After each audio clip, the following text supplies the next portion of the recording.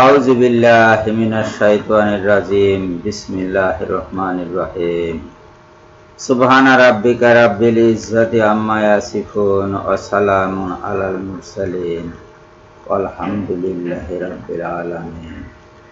Welcome বন্ধুগণ, আসসালামু আলাইকুম ওয়া রাহমাতুল্লাহ। আমরা সূরা বাকারা কোরআনের 2 নম্বর আয়াত পারা 1 এর 45 নম্বর আয়াতটি দেখব। 45 নম্বর আয়াতটি এখানে, এবং তোমরা ধৈর্য ও নামাজের মাধ্যমে সাহায্য প্রার্থনা করো। অবশ্যই তা কঠিন, কিন্তু বিনীতগণের পক্ষে নয়।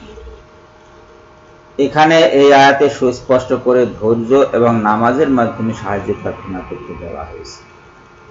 আর যারা নামাজের পরে মোনাজাত করতে নিষেধ করছে, তারা এই আয়াতের পরিপন্থী কাজ করছে।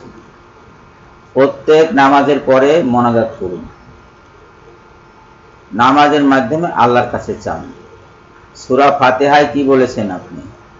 আমরা শুধু আপনারই ইবাদত করি এবং আপনার কাছে সাহায্য প্রার্থনা করি।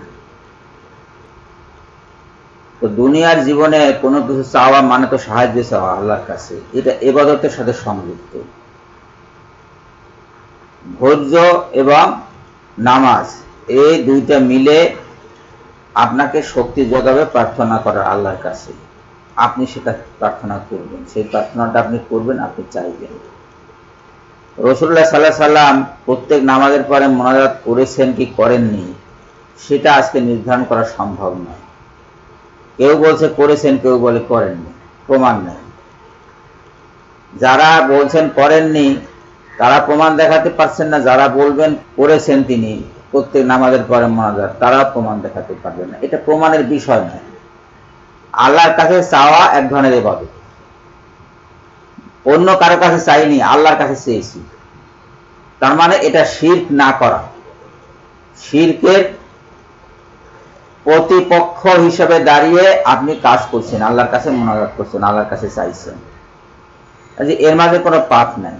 এবং আল্লাহ পাক আল কোরআনের কোথাও নিষেধ করেননি যে নামাজের পরে মোনাজাত করা যাবে না। রাসূলুল্লাহ সাল্লাল্লাহু আলাইহি সাল্লামের হাদিসেও কোথাও নিষেধ নাই যে নামাজের পরে মোনাজাত করা যাবে না। কাজেই নামাজের পরে আপনারা মোনাজাত করুন।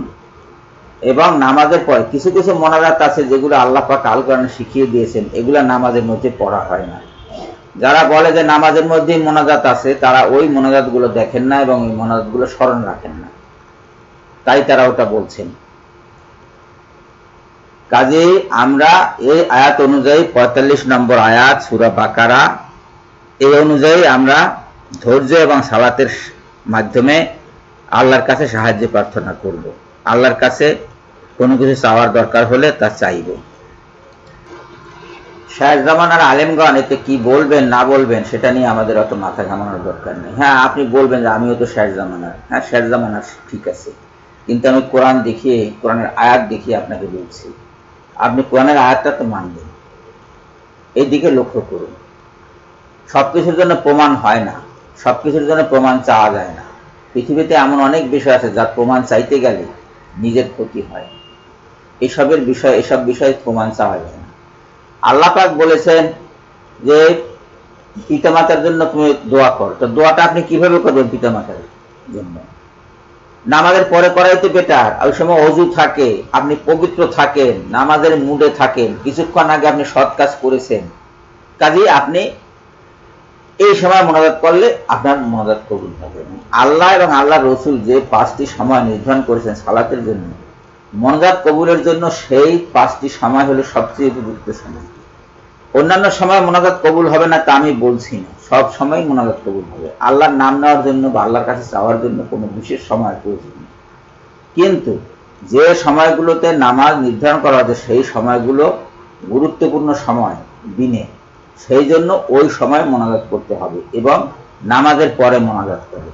মোনাজাতটা লম্বা না করাই ভালো, অল্পের মধ্যে সারা ভালো। সবাইকে ধন্যবাদ জানিয়ে বিদায় নিচ্ছি। আল্লাহ হাফেজ।